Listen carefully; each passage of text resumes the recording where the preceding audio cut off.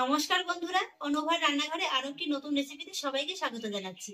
বন্ধুরা, আজকে আমি শীতের মটরশুঁটি আর সুজি দিয়ে তৈরি করে দেখাবো খুবই কম খরচে দারুণ মজাদার স্বাদের একটি লোভনীয় রেসিপি, যেটা দেখার পরে কথা দিচ্ছি আপনাদের কিন্তু বানিয়ে খেতে ইচ্ছে করবেই করবে। আসুন তাহলে দেখে নিন বন্ধুরা আমার আজকের এই রেসিপিটি। বন্ধুরা, রেসিপি শুরুতেই আমি গ্যাসের পরে একটি ফ্রাই প্যান বসিয়ে দিয়েছি আর প্যানে দিয়ে দেব এই ভরা ভরা 1 কাপ জল। এবার জলের ভিতরে দিয়ে দেব স্বাদ অনুযায়ী লবণ, হাফ চা চামচ শুকনো লঙ্কা কুচি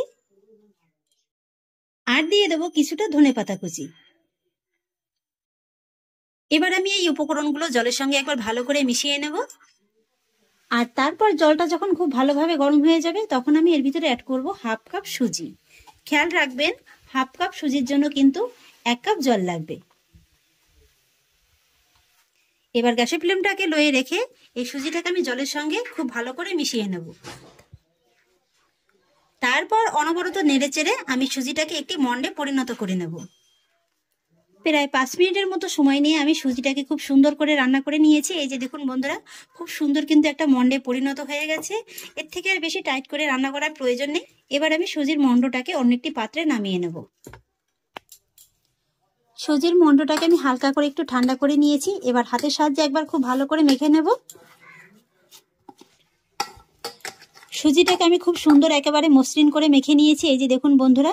আর বন্ধুরা, এখানে হাফ কাপ সুজি মানে কিন্তু এখানে আমি 5 টাকার মতো সুজি নিয়েছি আর ওজন হিসেবে আছে 100 গ্রাম সুজি। এবার আমি হাতে সামান্য একটু তেল মাখিয়ে নেব আর তারপরে এই সুজির মন্ড থেকে এইভাবে অল্প অল্প করে নেব। তারপর 2 হাতের সাহায্যে এইভাবে একটু গোল করে নেব।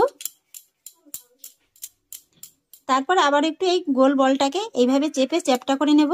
হালকা করে একটু চেপে চ্যাপটা করে নিলেই হয়ে যাবে। তারপরে বুড়ি আঙুলের সাহায্যে এইভাবে একটু চেপে দেব। এই যে দেখুন বন্ধুরা, কত সুন্দর একটা পেড়ার মতো তৈরি হয়ে গেল। একটি প্লেটের পরে রেখে দেব।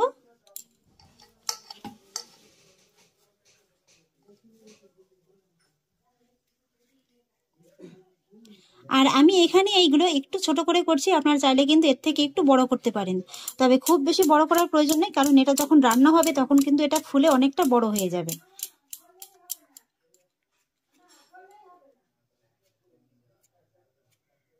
একই রকম ভাবে আরো একটি তৈরি করে নিলাম আর এইভাবেই আমি সবকটি তৈরি করে নেব।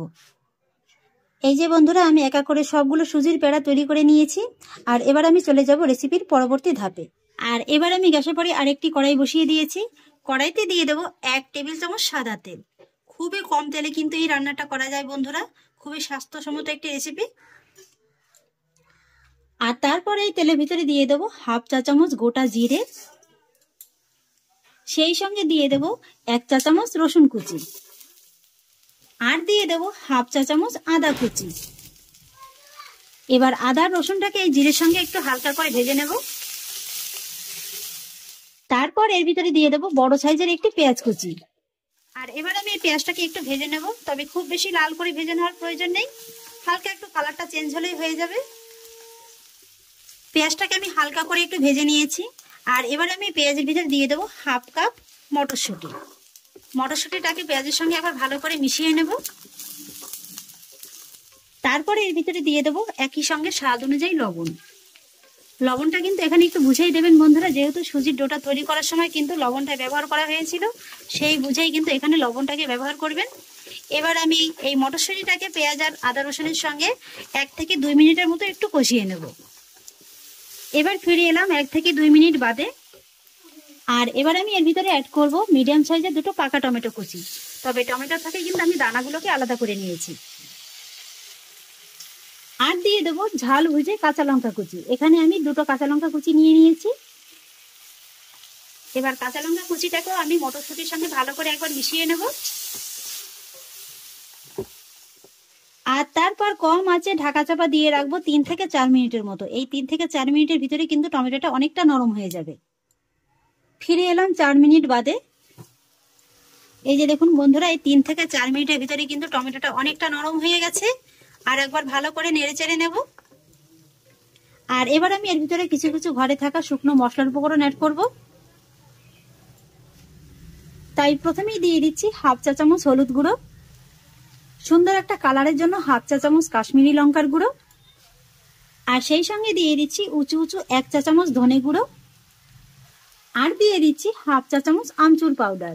এখানে আপনাদের হাতের কাছে যদি আমচুর পাউডারটা না থাকে সেক্ষেত্রে কিন্তু আপনারা ম্যাগি মশলাটাও ব্যবহার করতে পারেন। এবার আমি এই মশলার উপকরণগুলো টমেটোর সঙ্গে একবার ভালো করে মিশিয়ে নেব, আর তারপর কম আঁচে আরো 1 থেকে 1.5 মিনিটের মতো এই মশলাটাকে কষিয়ে নেব। 1 থেকে 1.5 মিনিট বাদে এবার আমি এর ভিতরে দিয়ে দেব 1.5 কাপ জল।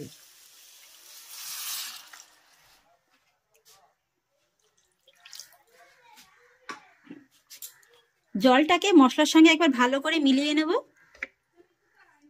এখানে বন্ধুরা আমি শুধু মটরশুঁটিটাকে ব্যবহার করলাম, আপনারা কিন্তু শীতের নানান রকমের সবজি ব্যবহার করতে পারেন, যেমন ফুলকপি, বাঁধাকপি, ক্যাপসিকাম, বিনস, গাজর ইত্যাদি।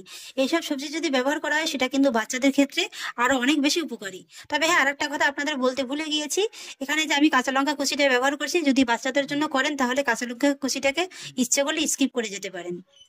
জলটাকে আমি মশলার সঙ্গে খুব ভালো করে মিশিয়ে নিয়েছি, আর এবার গ্যাসের ফ্লেমটাকে মিডিয়াম লোতে রেখে ঢাকা চাপা দিয়ে আমি ততক্ষণই রান্না করে নেব যতক্ষণ না পর্যন্ত এই জলটা একটু ফুটে উঠছে।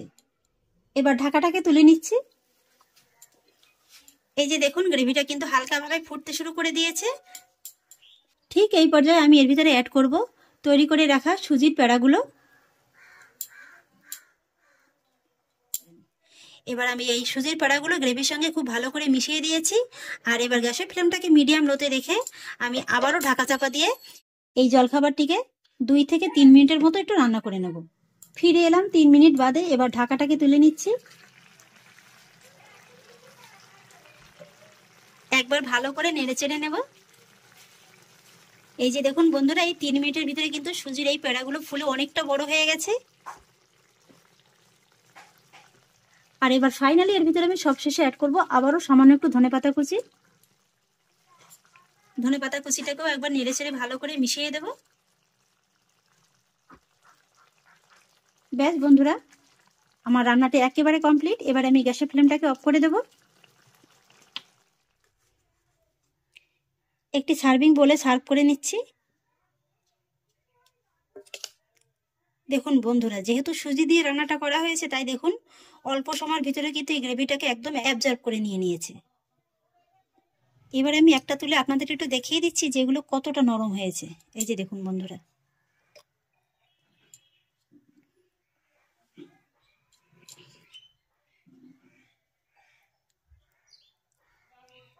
দেখে নিশ্চয়ই বুঝতে পারছেন যে এটা কতটা নরম হয়েছে। আর এর ভিতরে কিন্তু গ্রেভিটা খুব সুন্দরভাবেই একেবারে ঢুকে গেছে, যার কারণে কিন্তু এটা খেতে দুর্দান্ত লাগবে। তাহলে আশা করছি বন্ধুরা আমার আজকের এই ইউনিক রেসিপিটি আপনাদেরও খুব ভালো লেগেছে। যদি একটু হলেও ভালো লেগে থাকে তাহলে আমাকে অবশ্যই একটা লাইক এবং কমেন্ট করবেন, সেই সঙ্গে বন্ধুদের সঙ্গে শেয়ার করবেন। আর প্লিজ বন্ধুরা, যদি আমার পরিবারের নতুন সদস্য হয়ে থাকেন তাহলে একটা সাবস্ক্রাইব করে পাশে থাকা বেল আইকনটি প্রেস করে দেবেন। ফিরে আসছি এরকমই পরের অন্য কোনো নতুন রেসিপি নিয়ে। সবাই ভালো থাকুন, সুস্থ থাকুন, ধন্যবাদ।